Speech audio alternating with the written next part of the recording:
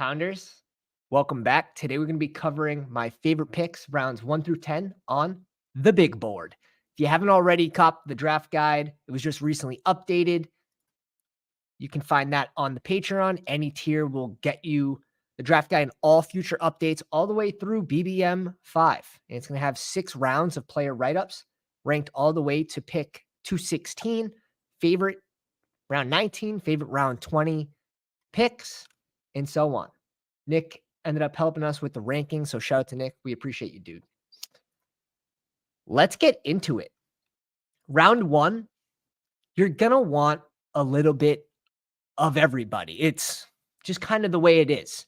Now, last year, I'm going to sort of incorporate my strategy that I did last year. And basically, you want to find those players that you want to be a little lighter on, and you want to apply it to the players that you think have a higher ceiling or the players that you think are a little mispriced. Last year for me, that was Kelsey, 2%. And I started getting a little more towards the end, and I would only pick him when he fell to around pick 10 plus. It ended up being a good call. In return, I used that 6% on players surrounding him. I ended up with like 16% CeeDee Lamb. So that's an example right there. For this first round, though, I want a little bit of everyone here. I think you can put Chase ahead of Hill and Jefferson. So that's what I'm doing right now. Seeing Brees go all over the board. I don't want to be underweight on Brees. I don't want to be underweight on Amon-Ra, Bijan, Puka even. Maybe a little bit on Gibbs personally. Garrett Wilson over A.J. Brown right now. And yeah, that's basically the round 1 is pretty self-explanatory. I'm always probably going to be just slightly less favored for running backs in round 1 just because you need to start 3 wide receivers weekly. And that's even easier when we're talking about round 2, fading the running backs, at least in my opinion. And Nico Collins, I think this price is very expensive. And actually, when I think about my favorite picks, especially in the first couple rounds, it's more like, which guy do you want to fade, right? And then you're going to distribute that percent of exposure to other players that you're higher on. When I put it like that for the first couple rounds, like for me, I'm going to have a light fade on Kyron, a light fade on JT here because of the unknown with A-Rich and potential of stealing rushing touchdowns, goal line touches. Nico, the price seems a little expensive. We're seeing DJ Moore sort of catch up to him. We're seeing Achane sort of catch up to him. Nico going at 15.8 right now. Marvin Harrison Jr., if he goes to Arizona, he will rise from this ADP. If he gets a shit landing spot like the Pats somehow, that would be terrible and miserable. I don't even know if I'd like that from a fan perspective because we just have no one to throw him the ball. It's just like wasting years of his rookie contract. Besides the point, he would fall if he ends up in a bad spot. Does he fall that far? He's still most likely the wide receiver 1 wherever he goes, even if it is a crap landing spot. So he's going to get the targets. Josh Allen, we're seeing fall. Started around pick 16. He went to 20. Now he's at 20.4. He's still falling. He will fall behind Brandon Ayuk at some point. Yeah, so where are we at? Wilson all the way to Debo. Man, I like Rice. I like Adams. These are 2 really good picks in the second round right now, in my opinion. DJ Moore is a fair price. We'll see what they do at QB, whether they get Caleb. It's more, where are they going to dish Fields to? And Pittsburgh is one option right now, at least circling the media. And they might be getting Deontay Johnson, which, how does that affect DJ Moore? Devontae Adams and Rice, 2 of probably my favorite clicks in the second round right now. Devontae Adams, we had ranked in the green. He was starting around like pick 25, 26. So he's been a pretty big riser, especially for this early ADP movement. It's tougher for them to get a big rise, and that's pretty big. All right, the next round, Diggs at pick 25 is it feels pretty good. Now, I will say towards the end of the season, it seems like he fell off a little bit. But I mean, the wide receivers that go right after him, I still think there's a tier break after Diggs, personally. I like Tank coming back from the injury, expects to participate in OTAs. we could get a fall out of Tank if you get negative news about his injury and about his recovery process. Not that I expect to, but I've been mixing in Tank. Sam Laporta feels like a smash spot. Travis Etienne, like Dearness Johnson's a free agent. You have Tank Bigsby, who didn't really eat into his workload. If you need a running back here, and I'm mostly a zero RB drafter, especially this early in the offseason, with the amount of unknown with running backs, I think there are some smash ADPs, especially in that 80 to 100 range. I'm not going too much RB, but ETN does feel safe here, in my opinion. Waddle's been a mega raiser. He's my highest owned wide receiver. My highest owned wide receiver. We were smashing him all the way from the mid 40s down here.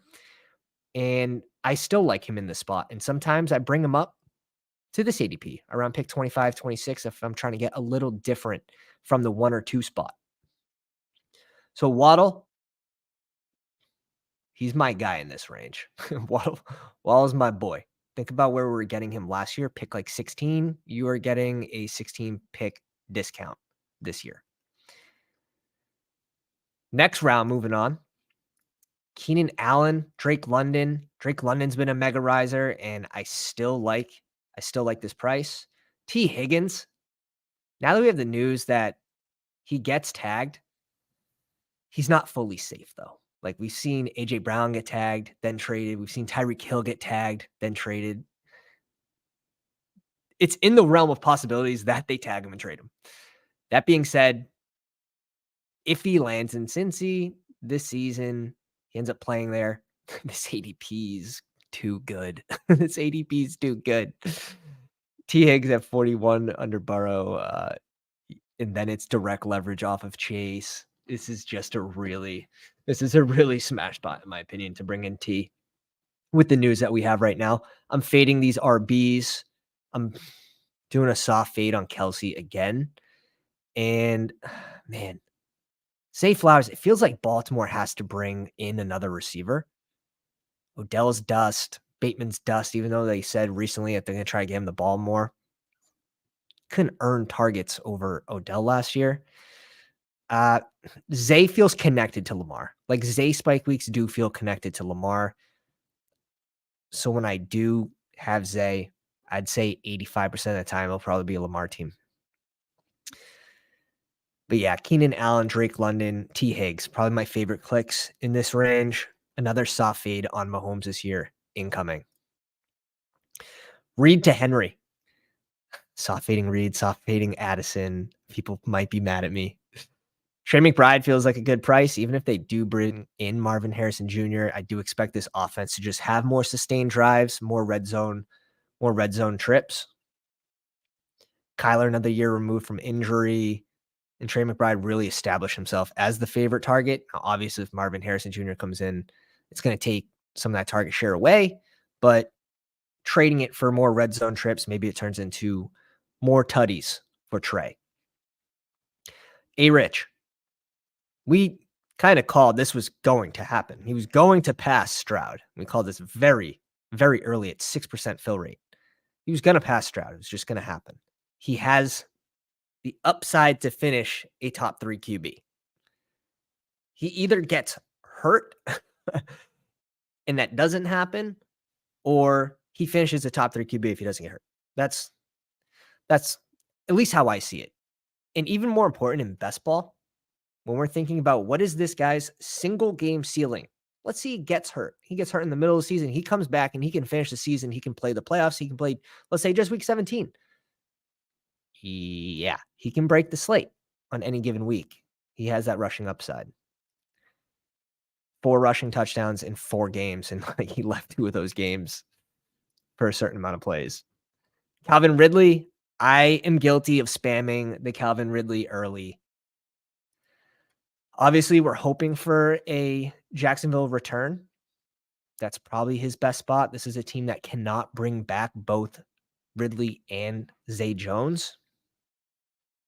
That being said, if they want to make a playoff push, you already have T. Higgs who got tagged. Michael Pittman's expected to return to Indy.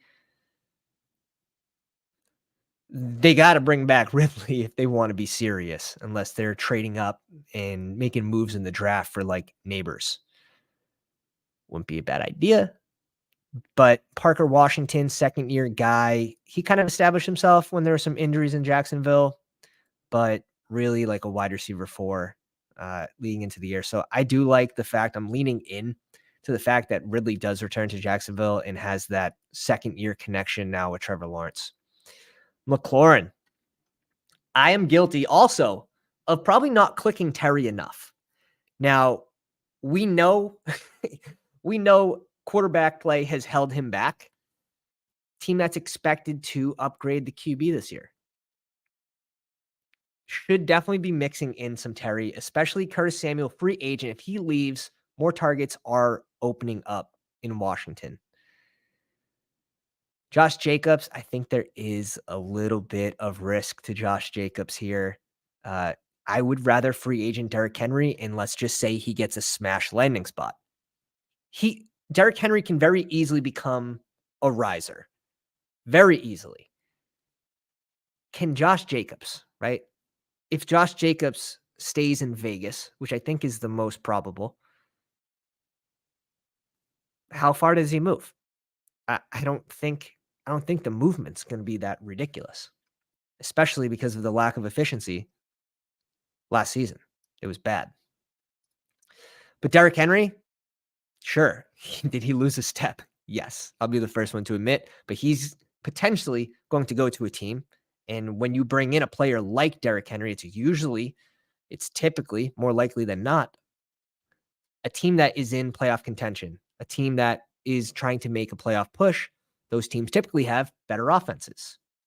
Teams that need running backs, there's some good landing spots for Derrick Henry with those prototypes. If he's just coming in and being asked to be the first and second down guy and then goal line, that's really all you want. Even if these touches go down, and this is 308 touches he handled last year. It's down from 380, and maybe it goes down to 250. But at pick 61.5 with the touchdown upside, his single game ceiling still relatively high. And again, he played on the Titans last year. This team did not have a threat in the passing game. This team did not have a threat at QB. They're basically just focusing on stopping Henry. And he still had a really good season. So I know he's old. I know we try to find the cliff on these players. I just think with the touchdown upside, probably should be mixing in Derrick Henry. And where I have mostly a lot of 0 RB builds, maybe starting to mix in Derrick Henry and Aaron Jones in this range. And Aaron Jones is next up on the list here, pick 65. I still think he's around 12 picks too cheap. He's risen just a little bit, and I think it's only going to keep going. AJ Dillon, free agent. Is there another free agent that they would bring in that would really hurt his stock? Like, would they bring in another big name guy that they're going to have to pay? I don't see that. Do they bring in more of like a secondary type guy like AJ Dillon? That's what I would expect. Or do they draft someone and try to get young at the position? Then I'm even more comfortable with Aaron Jones. I'm even more happy with the click. So Aaron Jones here is a smash in my opinion. Christian Kirk, this is a fun one. And there's a little bit of risk reward, right? Like if Ridley does move on, Kirk goes way, way too late. And even if Ridley doesn't, you're getting a pretty good price. Now you're getting a discount because he got hurt last season. And that's okay. That's the type of player I'm trying to find in this range. Chris Godwin with the potential that Mike Evans right now leaves to free agency. This is a great price, not to mention the wide receiver avalanche. The wide receiver teardrop is probably right after Hopkins, in my opinion. If you want to lean into the rookie, you can, but definitely a little risky. Joe Burrow. This price is crazy. Especially if T. Higgins returns, this price is crazy.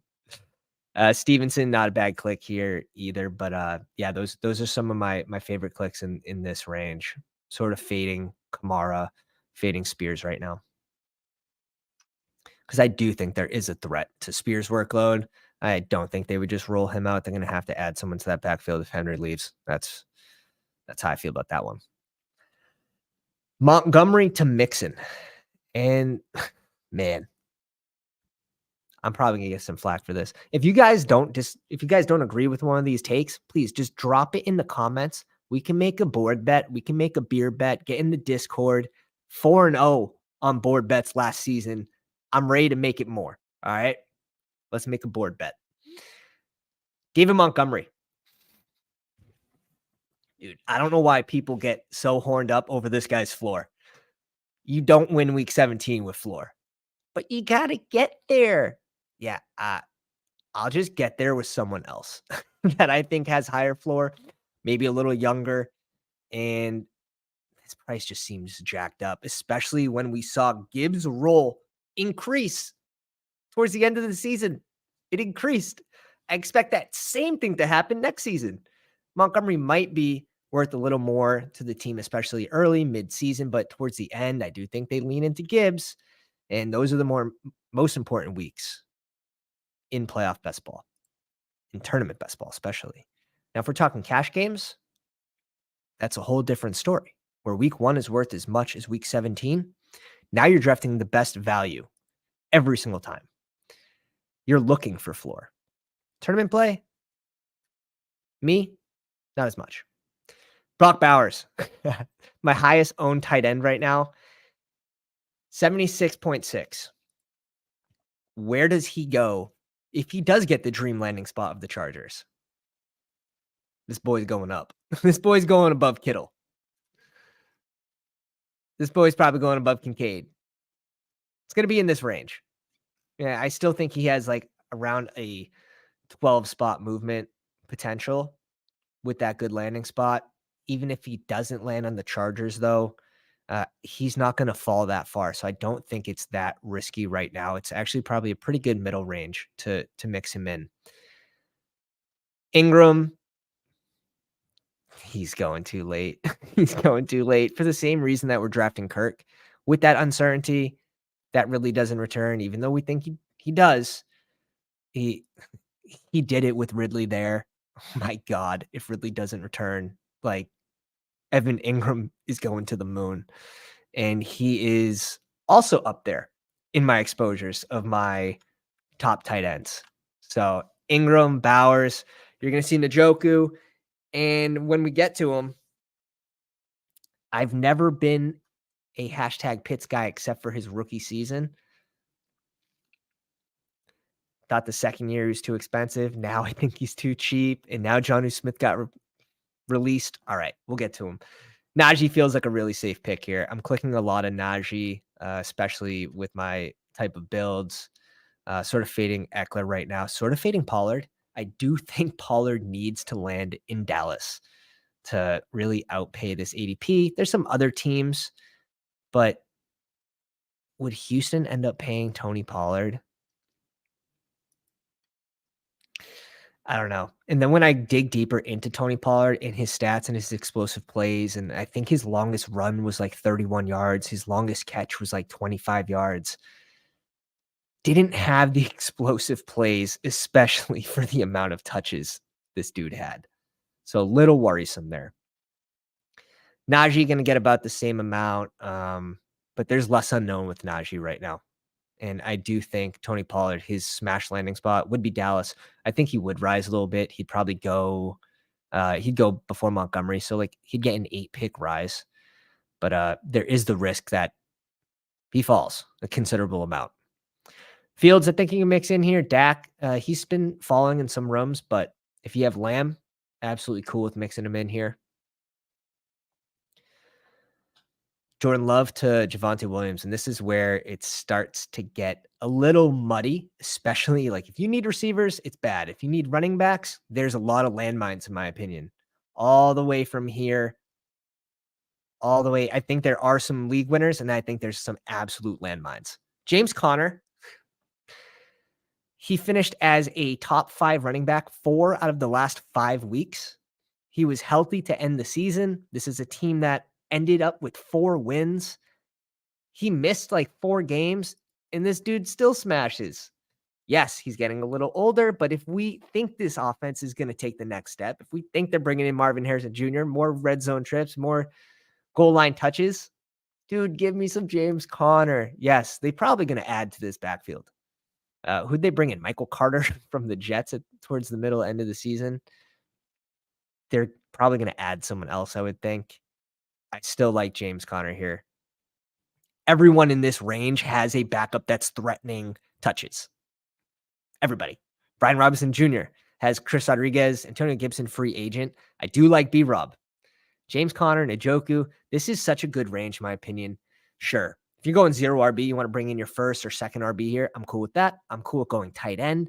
I'm cool with going QB, although I think Jordan Love's expensive.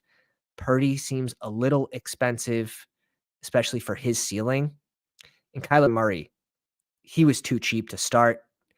I still like him at this price. I like Herbert at this price, although they might be going a little more run heavy this season with the coaching changes. Yeah, we'll stop it there. B-Rob, Pitts, Murray, Herbert, Connor, Njoku. Those would be some of my favorite clicks in this range. I love this range. This is where we live. And now, Jaylen Warren all the way to Marquise Brown. My God.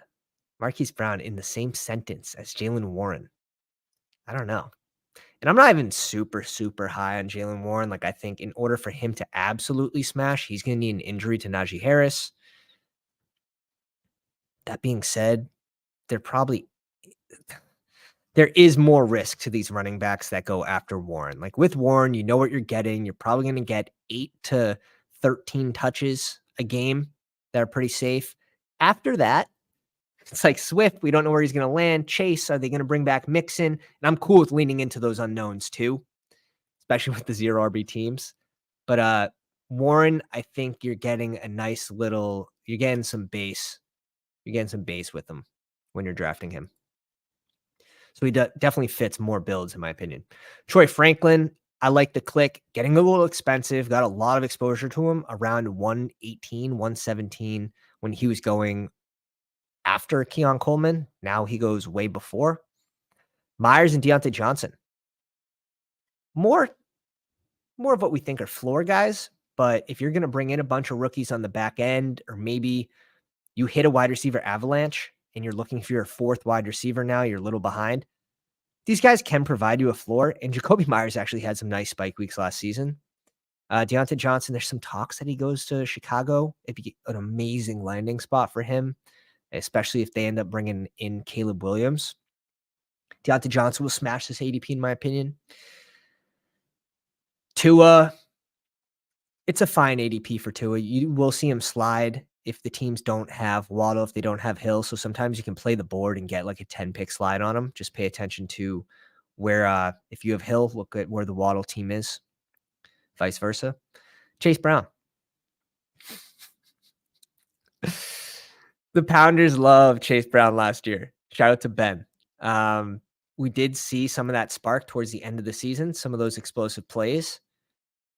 That being said, they're not just going to roll out Chase Brown next year, even if Mixon leaves. They're going to touch at running back. So as much as I want to believe, as much as I want to lean into this Chase Brown ADP, it feels a little like a trap. Now, if Mixon leaves, you probably get him to rise to this range. He'll get steamed up to this range here. Mixon will fall. And I think it's temporary because they have to bring someone else in. They're not just going to leave Chase Brown to carry the whole workload. And that's just sort of the way I'm seeing it. So trying to balance that. I don't want to be underweight on Chase Brown, but to put all my cards in this dude's basket right now with the amount of unknown, when you have running backs that have this same unknown but are cheaper, I'd rather just probably lean into that. And guys, if you haven't already, if you're enjoying this video, you're still with me, go down, slap the like on the video, hit the subscribe button, especially if you want to catch part 2, rounds 11 to 20, which is even more spicy, if that's possible. Mike Williams.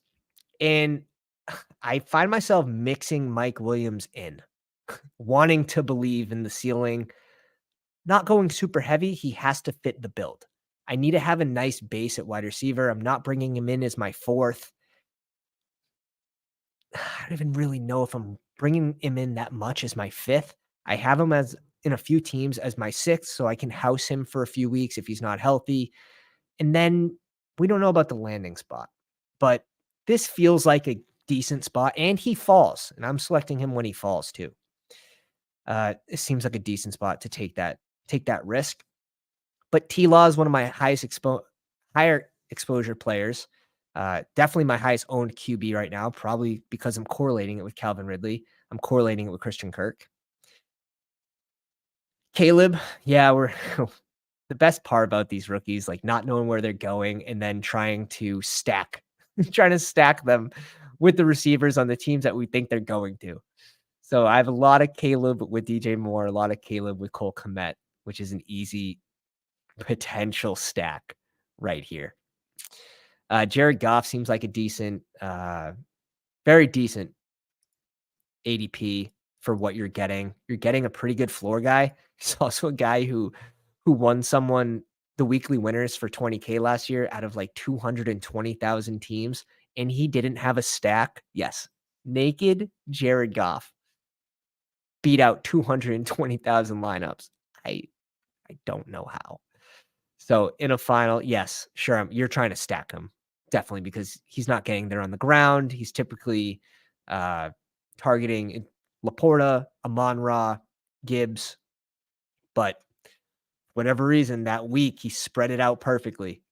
And that's always possible. Cole Kmet, Jonathan Brooks.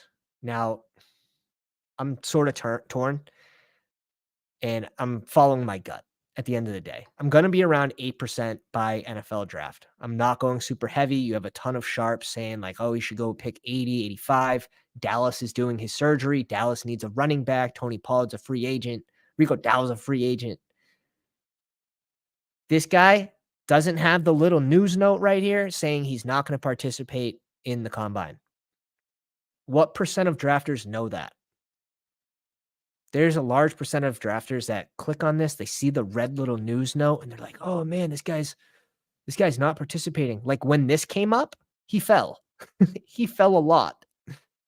Same thing's going to happen. You're going to get a nice little discount.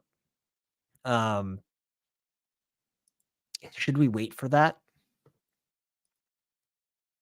Yes. If you're doing all 150, yes, you should mix in Brooks. Yes, you should probably be 8 to 12%. But if you can wait and you can wait for that discount, that's what I'm going to end up doing, in my opinion. I think that's just good process, and getting players for cheaper is sort of the name of the game. And that's what I stress in my draft guide as well. Chuba Hubbard seems like a really good ADP to start mixing in Chuba Hubbard and some of these running backs that go after him that we'll cover in the next video. Jaden Daniels got rushing upside, potential to land in like Washington or New England are probably the two most likely teams, unless you see a trade up. But Jaden Daniels has some rushing upside, which I do like about this click here. And then Jahan Dotson. We saw him take a back seat to Curtis Samuel last season.